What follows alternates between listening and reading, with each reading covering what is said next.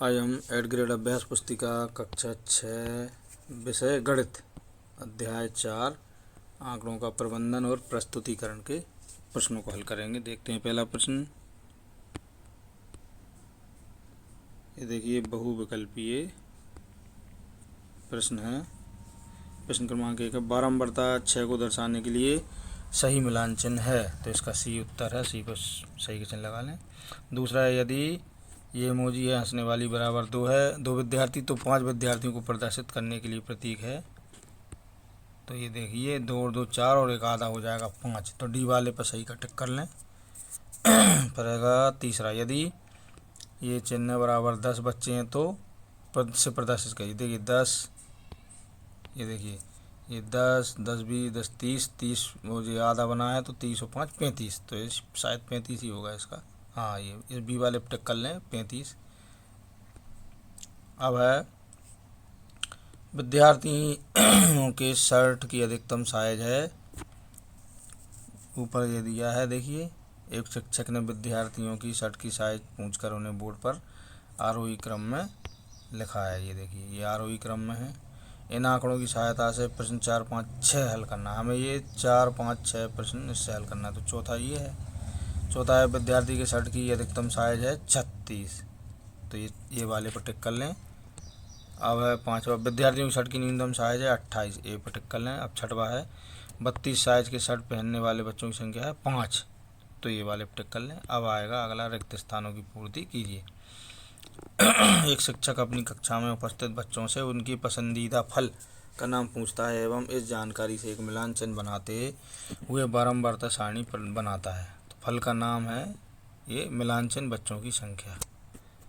ये देखिए ये फल का नाम केला, जो मिलान चिन्ह बच्चों की संख्या 6, आम ये 12, अमरूद, ठीक है, ये टेली चिन्हों की सहायता से दिया है। अब आंकड़ों की सहायता से प्रश्न क्रमांक 7 से 8 के हम उत्तर देना। तो देखिए फल बराबर केला और पपीता को विद्यार्थी अमरूद से कम पसंद करते हैं, तो ये केला और पपीता आएगा इसमें 7वें में। 8वां है, आम पसंद करने वाले विद्यार्थियों की संख्या 12 है। फिर 9वां, एक चित्रालेख वस्तुओं को चित्रों द्वारा प्रदर्शित करता है। 10वां है मिलान चिन्ह, ये संख्या 9 है, तो 9 लिखना है इसमें। 10वां है, दंडारेख में दंड क्षैतिज या ऊर्ध्वाधर खींचे जा सकते हैं, इसमें दंड आएगा। 12वां है, आंकड़ों को टेली मिलान चिन्हों का प्रयोग कर सारणी रूप में व्यवस्थित किया जा सकता है।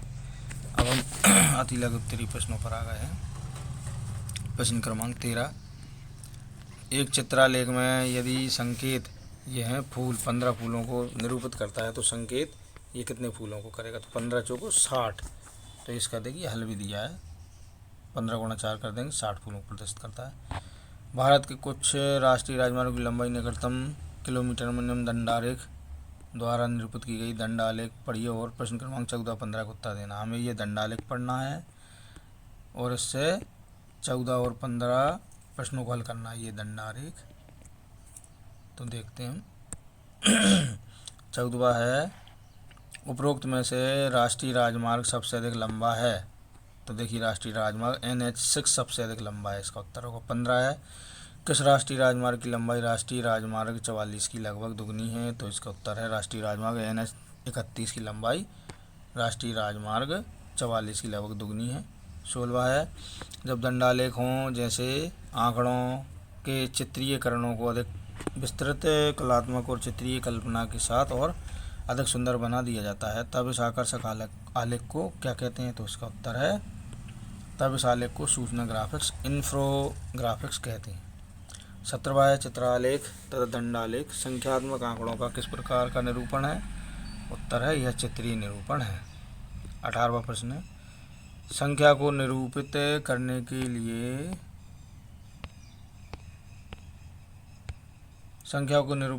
लिए सही मिलान चिन्ह क्या होगा? तो इसका उत्तर है, संख्या को निरूपित करने के लिए संख्या 5 को निरूपित करने के लिए सही मिलान चिन्ह ये होगा। देखिए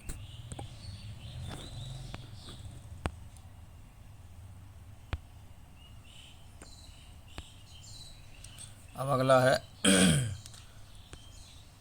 लघु उत्तरीय प्रश्न है। गणित कि गणित विषय के 10 अंकों के मासिक टेस्ट मूल्यांकन में एक मूल्यांकन के 25 बच्चों ने निम्नानुसार अंक प्राप्त किए हैं। इन आंकड़ों के आधार पर प्रश्न 19 एवं 20 हल करना है हमें। देखिए 19वां है, इन आंकड़ों को आरोही क्रम में लिखिए। तो ऊपर जो आंकड़े हैं उनको हमने बढ़ते क्रम में लिख दिया है, ये देखिए बढ़ते क्रम में। ठीक है, अब अगला है सर्वाधिक अंक प्राप्त करने वाले बच्चों की संख्या 1 है। 20वां है 1, 20 में 2 हैं 1। 3वां सबसे कम अंक प्राप्त करने वाले बच्चों की संख्या लिखिए। दूसरा है कितने बच्चों को 7 से अधिक अंक प्राप्त हुए हैं। तो पहले का उत्तर है 3वां, उससे कम अंक प्राप्त करने वाले बच्चों की संख्या 5 है। और 4 बच्चों को 7 अधिक अंक प्राप्त हुए हैं। ठीक है, अगला है 21वां, एक विद्यालय के कक्षा 6 के 20 विद्यार्थियों की ऊंचाइयाँ सेंटीमीटर में निम्नानुसार है। ये देखिए ये ऊंचाइयाँ दी हैं, ये सब सेंटीमीटर में 145, 44, 145 ये सब सेंटीमीटर में है। तो इन आंकड़ों की सहायता से मिलान चिन्ह बनाते हुए एक सारणी बनाइए। तो ये देखिए सारणी बन के तैयार है, आप इसको देख लें। जो ऊंचाई है सेंटीमीटर में, ये देखिए ये ऊंचाई 143 सेंटीमीटर, 144, 145, 148, 150 ये सब सेंटीमीटर। मिलान चिन्ह है 143 कितने बच्चे हैं तो 3, और 144 सेंटीमीटर के भी 3 बच्चे हैं। 145 के इसको 5 बोलते हैं, ये टेलीचेन, और ये 2, 5 और 2 कितने हो गए 7। ये अंक भी लिखें, ये 3, 3, 7, ये 4, 148 वाले 4 और 150 वाले 3, तो टोटल बच्चे हो गए 20। तो ये एक विद्यालय के बच्चों के पसंदीदा रंगों की सूचना निम्न चित्रालेख द्वारा दर्शाई गई है। ये देखिए नीले रंग 2 बच्चे, हरा रंग जी मोनो है, इसका मतलब 3 बच्चे, तो ये 3, तो ये टोटल 2, 3 और 3 6 हो गए। ऐसे ये हरे रंग वाले 3 दूनी 6, 3 3 9 3 12 3 5 15 3 18, ये 18 हो गए। और लाल रंग वाले 3 5 15, और गुलाबी रंग वाले 3 7 21, और पीले रंग वाले 15। अब इसमें क्या हल करना है देखते हैं हम। इस चित्रालेख के आधार पर प्रश्न क्रमांक 22 एवं 23 को उत्तर दीजिए। तो इससे हम 22 और 23 के देना है। तो पहला 22 में होंगे 3 प्रश्न, 22 वाले में 3 प्रश्न है। पहला है लाल रंग पसंद करने वाले बच्चों की संख्या कितनी है। दूसरा है सबसे अधिक पसंद किया जाने वाला रंग कौन सा है। तीसरा है बच्चे कौन सा रंग नीले रंग की तुलना में 3 गुना संख्या में पसंद करते हैं। पहला है लाल रंग पसंद करने वाले बच्चों की संख्या 3 गुणा 5 बराबर 15 बच्चे। सबसे अधिक पसंद किए जाने वाला रंग गुलाबी है। तीसरा है नीले रंग की तुलना में 3 गुना संख्या में हरा रंग पसंद करते हैं। अब है 23वां, पहला सबसे कम पसंद किए जाने वाला रंग कौन सा है। दूसरा कौन से रंग समान संख्या में बच्चे पसंद करते हैं। तीसरा गुलाबी रंग पसंद करने वाले बच्चों की संख्या कितनी है। तो देखिए पहले का उत्तर है सबसे कम पसंद किया जाने वाला रंग है नीला। लाल रंग व पीला रंग बच्चे समान संख्या में पसंद करते हैं। गुलाबी रंग पसंद करने वाले बच्चों की संख्या 3 गुणा 7 बराबर हो गई 21 बच्चे। अब हम 24वां प्रश्न करेंगे। बच्चे अपने 5 मित्र पड़ोसियों से उनके परिवार के सदस्यों की संख्या पूछें। उन आंकड़ों की सहायता से मिलान चित्र बनाते हुए एक सारणी बनाएं। ये देखिए ये हल है, इसको कर लें आप। परिवार के सदस्यों की संख्या 3, मिलान चिन्ह ये हो गया 4, 4 में ये 4 लिखेंगे, 5 में ये 4 लिख के 1 क्रॉस कर देंगे, 6वें में 4 लिख के 1 क्रॉस और 1 ये अलग, 7वें में 5 के बाद ये 2 7। दीर्घोत्तरीय प्रश्न। अब प्रश्न क्रमांक 25, एक फल विक्रेता द्वारा एक दिन में बेचे गए